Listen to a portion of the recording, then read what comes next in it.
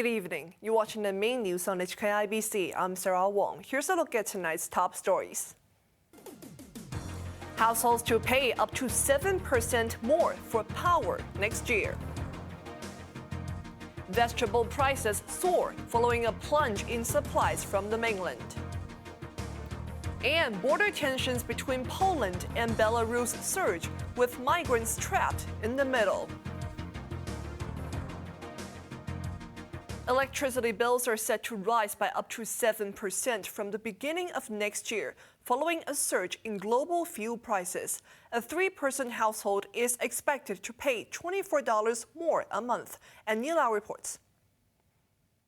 Electricity tariffs were frozen this year, but there is no such luck next year when Hong Kongers will have to pay more. From January 1st, HK Electric, which serves Hong Kong Island and Lemma, will increase its tariff by 7% to $1.35.3 per unit. CLP Power, which supplies Kowloon, the New Territories and Lantau, will raise its charges by 5.8% to $1.28.9 per unit. Both firms agreed to freeze the basic tariff and only raise the fuel surcharge. They attributed the rise to a sharp increase in global fuel costs, with natural gas, which is Hong Kong's main power generation source, surging 65%. It's estimated that a three-person household, now paying an average of $275 monthly, will have to fork out $20 to $24 more. Environment Chief Wong says government subsidies will help people tide over the price hike. There are two funding schemes that help to reduce the tariff expenses better by the households.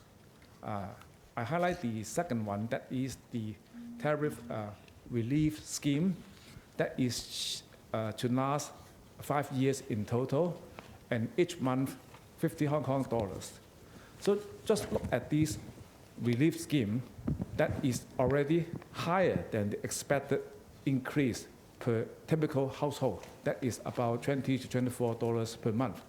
So that should be good enough to relieve their burden in the coming year. A $1,000 electricity subsidy scheme will end in May, while a $50 monthly rebate is set to last until December 2023. Anila, HKIBC. A residential block in Tsim Sha Tsui has been locked down. Harbour Pinnacle on Minden Avenue was sealed off at 7 p.m. Residents must get tested for COVID before midnight. The restriction is expected to be lifted at around 7 a.m. tomorrow. The lockdown was ordered after an overseas arrival tested positive. The patient, who carried a mutant strain, had stayed in the building before flying abroad. Parents of cross-border students are disappointed that their children are not being given priority when quarantine-free travel resumes. This came as Chief Executive Carrie Lam painted a positive light on reopening the frontier. Grace Ma reports. Ahead of her weekly cabinet meeting, Chief Executive Carrie Lam continued to address the question of reopening the border with the mainland. She said discussions with mainland authorities on quarantine-free travel have gone well. Lam hoped a second meeting with mainland health officials can take place soon. But there were concerns that a circuit breaker mechanism will be too strict.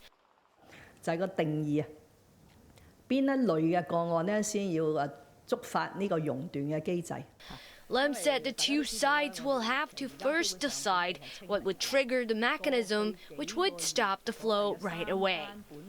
Wong Hong, president of an association representing parents of cross-border students, expressed disappointment at the lack of progress. She said the parents have been waiting since last year for quarantine-free travel. But cross-border pupils are not in the priority groups, which include the business community, public officers, and people with urgent needs. Wong said because of the delay, many cross-border students decided to move back to the mainland and continue their studies there.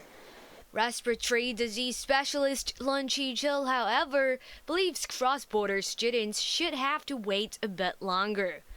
He said they posed a higher risk of a community outbreak during winter, and it would be safer for them to wait till after the new year. Grace Ma, HKIBC. After a day without a single COVID infection, Hong Kong confirmed just one imported COVID case. The patient is a 19-year-old woman who tested positive at the airport after flying in from the United States. The woman, who was asymptomatic and had the L452R mutated strain, received a dose of the Janssen vaccine in August. 12 schools across the city have been slapped with a mandatory COVID testing notice. Teachers and staff of a primary school, kindergartens, and nurseries will be swabbed, while young students can provide stool samples. The order was issued after an outbreak of upper respiratory tract infection. The symptoms are similar to those of COVID. Adults who have been double-jabbed can skip the tests. People have to dig deeper into their pockets to pay for vegetables. Prices surged because of a shortage caused by bad weather and sporadic COVID outbreaks on the mainland. And Nia Lau has more. Shoppers have no choice but to pay more for vegetables these days, as bad weather and the pandemic have reduced supplies. This woman says she paid twice the usual amounts for romaine lettuce to make salads. According to government's figure, the wholesale prices for the 12 main vegetables increased by more than 40% on average in the last 6 months. For instance, the price of spinach doubled to about $15 per kg this month from the beginning of May.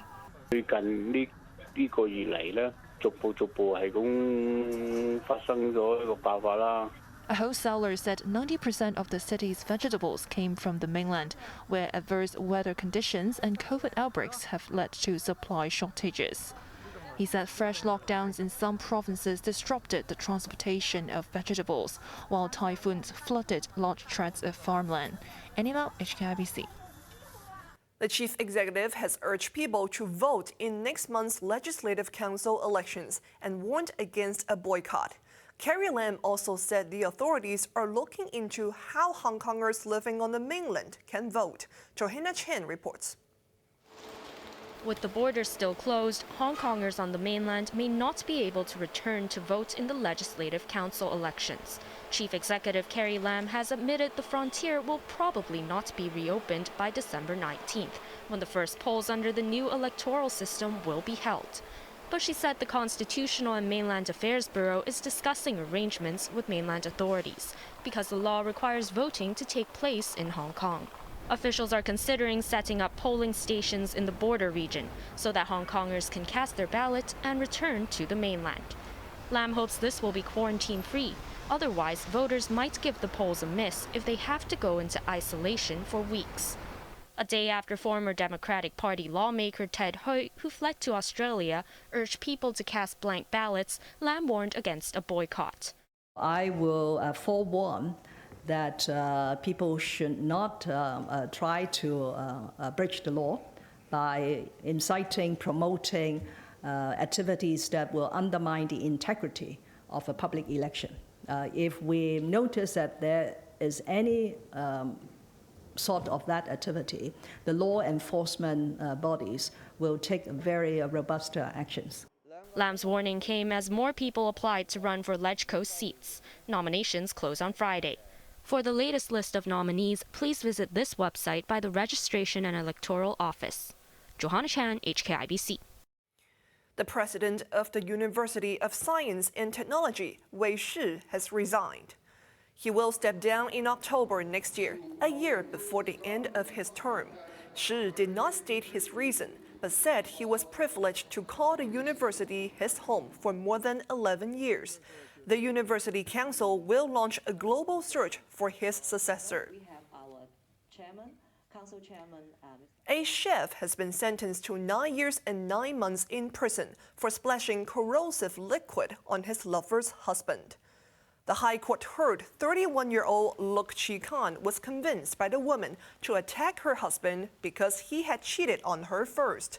The victim's head, face, chest, and limbs were burned, leaving him with scars and affecting his work. Judge Andrew Chan noted Look had planned the attack, which left the victim with physical and psychological pain, including post-traumatic stress disorder. Fears of an armed clash between Poland and Belarus are growing as thousands of desperate migrants try to reach the European Union. Some of the migrants have died from cold as they gather on the Belarusian side of the border, with Polish troops stopping them from crossing over.